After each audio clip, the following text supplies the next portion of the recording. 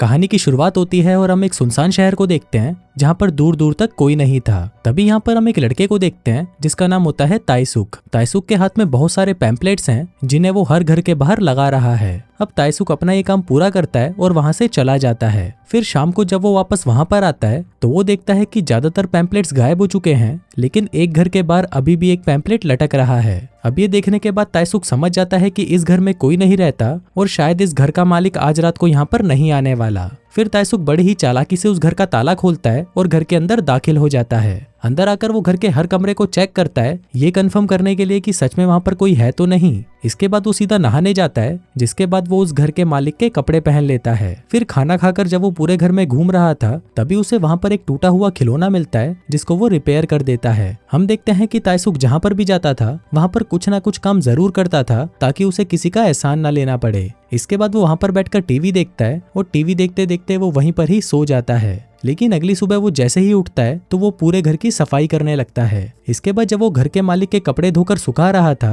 तभी वो देखता है कि बाहर घर के मालिक वापस आ चुके हैं। फिर जब वो लोग घर के अंदर आते हैं तब उन्हें बिल्कुल भी पता नहीं चलता कि इस घर में कोई रह भी रहा था। हम देखते हैं कि ताइसुक वहां से जा चुका था, जिसके बाद वो फिर से अपने काम पर लग जाता है। वो दिन भर फिर से पैम्पलेट लगाता है और शाम को वापस आकर देखता है कि एक घर पर पैम्पलेट लगा हुआ था। वो उस घर में दाखिल होता है और घर में चारों तरफ घूमने लगता है। उसे लगता है कि इस घर में कोई नहीं है, लेकिन तभी हम देखते हैं कि इस घर में एक लड़की भी होती है जिसका नाम होता है सुनहु। लेकिन सुनहु यहाँ पर काफी उदास बैठी थी और उसे देखकर ऐसा लगता है कि किसी ने उसे पीटा है और वो अपनी जिंदगी से काफी परेशान है। लेकिन ताइसुक को इस बारे में कुछ पता नहीं होता और वो हमेशा की तरह घर में घूमने लगता है। तभी अचानक सुनहु का फोन बजता है और जब वो फोन नहीं उठाती तो वहाँ पर एक आदमी उसे डांटने लगता है। यह आदमी सुनहु का पति है जो उसे कहता है कि मैं तुम्हें आखिरी बार समझा रहा हूँ, मैंने तुम्हारे लिए सब कुछ किया लेकिन मुझे अभी तक पता नहीं चला कि तुम्हें क्या चाहिए और अब मैं तुमसे बहुत परेशान हो चुका हूँ। लेकिन ताइसुक इन बातों पर बिल्कुल भी ध्यान नहीं देता और उस घर के अंदर घूमने लगता है। इसके बाद वो खाना बनाता है और घर के सामानों को देखने लगता है। इसी दौरान वहाँ पर उसे एक खराब वेट मशीन मिलती है तो हमेशा की तरह वो उसे भी ठीक कर देता है। फिर खाना खाकर वो घर के सारे गंदे कपड़ों को धोने लगता है, लेकिन उन कपड़ों में ज्यादातर कपड़े सुनहु के होते हैं। उधर सुनहु भी उसे ये सब करते हुए देख रही थी और उसे समझ नहीं आ रहा था कि आखिर ये आदमी कौन है और वो ये सब क्यों कर रहा है।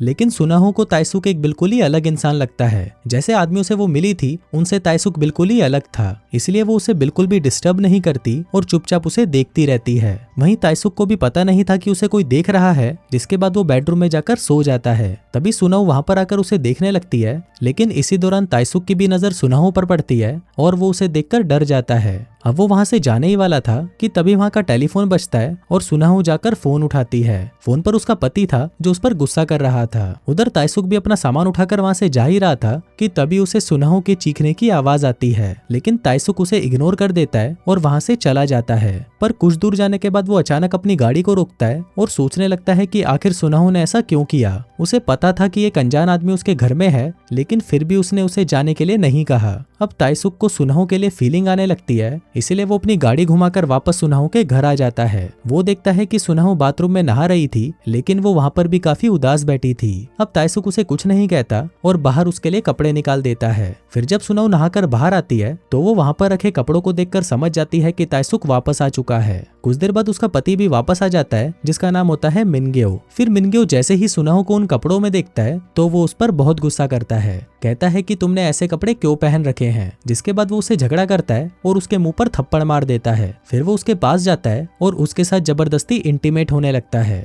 वहीं ताइसुक भी ये सारी चीजें देख रहा था, इसलिए वो बाहर जाकर आवाजें करने लगता है। अभी सुनकर मिनग्यो बाहर देखने आता है, लेकिन तभी अचानक ताइसुक पीछे से उस पर हमला कर देता है। फिर जब मिनग्यो बेहोश हो जाता है तो ताइसुक घर से बाहर आता है और अपनी मोटरसाइकिल चालू करता है। वो चाहता था कि सुनहु भी उसके साथ चले, इसीलिए वो बार बार हॉर्न बजाने लगता है। उधर सुनहु भी उसका इशारा समझ जाती है और बाहर आकर उसकी बाइक पर बैठ जाती है। हम देखते हैं कि अभी तक इन दोनों के बीच में कोई बात नहीं हुई और ना ही ये दोनों एक दूसरे का नाम जानते हैं, लेकिन फिर भी ये दोनों साथ में निकल पड़ते हैं और पूरी रात ऐसे ही घूमते रहते हैं। लेकिन फिर जब सुबह होती है तो ताइसुक एक बार फिर से पैम्पलेट लगाने लगता है और इस बार सुनहु भी उसका साथ देती है। इसके बाद शाम को वो दोनों एक घर में जाते हैं और पूरे घर में घूमने लगते हैं। इसी दौरान ताइसुक को पता चलता है कि इस घर का मालिक महीनों तक यहाँ पर नहीं आने वाला, इसलिए उनके पास बहुत वक्त है। तभी ताइसुक की नजर दीवार पर लगी सुनहो की फोटो पर पड़ती है, जिसको देखकर वो समझ जाता है कि सुनहो कभी एक मॉडल हुआ करती थी, लेकिन जब से उसकी शादी हुई है तब से उसकी जिंदगी जहन्नुम बन चुकी है। अब ये दोनों इस घर में रहना शुरू कर देते हैं और जैसे जैसे ताइसुक यहाँ पर काम करता था वैसे वैसे सुनहो भी उसका साथ देती थी।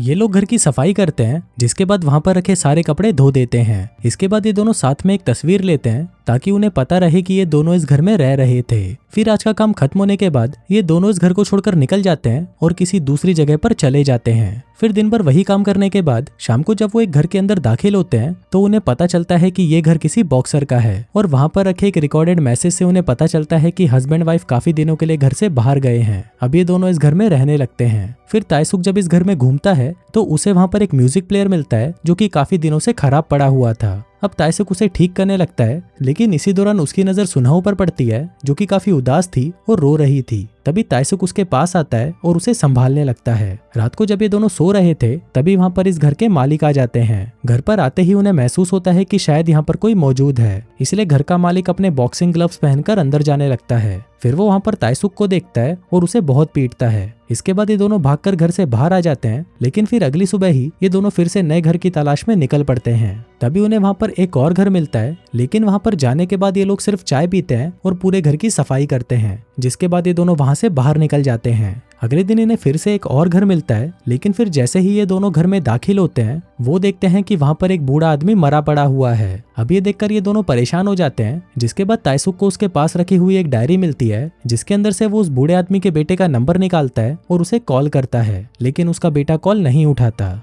अब ये दोनों उस बूढ़े आदमी को ऐसे नहीं छोड़ सकते थे, इसलिए ये दोनों मिलकर उस बूढ़े आदमी का अंतिम संस्कार कर देते हैं और उसे घर के पीछे ही दफना देते हैं। लेकिन फिर जैसे ही सुबह होती है उस बूढ़े आदमी का बेटा वहां पर आ जाता है और उन दोनों को वहां पर देखकर वो जल्दी से पुलिस को फोन कर देता है। तभी पुलिस आकर उन दोनों को गिरफ्तार कर लेती है, जहां पर उन्हें पता चलता है कि सुनहो के लिए उसके पति ने रिपोर्ट लिखवाई थी कि पिछले कई दिनों से वो लापता है। अब पुलिस वालों को लगता है कि शायद ताइसुक ने ही सुनहो को किडनैप किया था। अब पुलिस वाले ताइसुक पर किडनैपिंग के साथ साथ मर्डर का भी केस डाल देते हैं और उसे पीटते हुए पूछने लगते हैं कि उस बूढ़े आदमी की लाश कहाँ पर है। ताइसुक बताता है कि उसने उसे घर के पीछे दफनाया है। अब पुलिस वाले उस लाश को बाहर निकालकर उसे पोस्टमार्टम के लिए भेज देते हैं, जहाँ पर उन्हें पता चलता है कि इस आदमी की मौत तो कई दिनों पहले ही हो चुकी थी और ताइसुक ने उसे नहीं मारा। इसी दौरान वहाँ पर सुनहो का पति आ जाता है और उसे अपने साथ घर ले जाता है। फिर घर आकर वो उसके साथ फिर से जबरदस्ती करने की कोशिश करता है, लेकिन इस बार सुनहो उसे अपने साथ जबरदस्ती नहीं करने देती, जिसको देखकर उसका पति और भी ज्यादा पागल हो जाता है। जिसके बाद वो एक पुलिस वाले के पास जाता है और उसे कहता है कि मुझे ताइसुक चाहिए, जिसके लिए मैं कोई भी कीमत देने के लिए तैयार हूँ। अब वो पुलिस वाला भी उसकी बात मान लेता है और अगले दिन वो ताइसुक को एक सुनसान जगह पर छोड़ देता है। तभी वहाँ पर मिनग्यो आता है और एक एक करके गोल्फ बॉल से ताइसुक को मारने लगता है, जिसके बाद वो उसे अधमरा करके वहाँ से चला जाता है। अब ताइसुक को उस पुलिस वाले पर बहुत गुस्सा आ रहा था, तो वो उस पुलिस वाले को मारने लगता है। जिसके बाद ताइसुक पर एक और चार्ज लग जाता है कि उसने एक पुलिस वाले को मारने की कोशिश की है। फिर उसे जेल भेज दिया जाता है, लेकिन जेल जाने के बाद भी ताइसुक बिल्कुल भी शांत नहीं रहता। वो यहाँ से बाहर जाना चाहता था,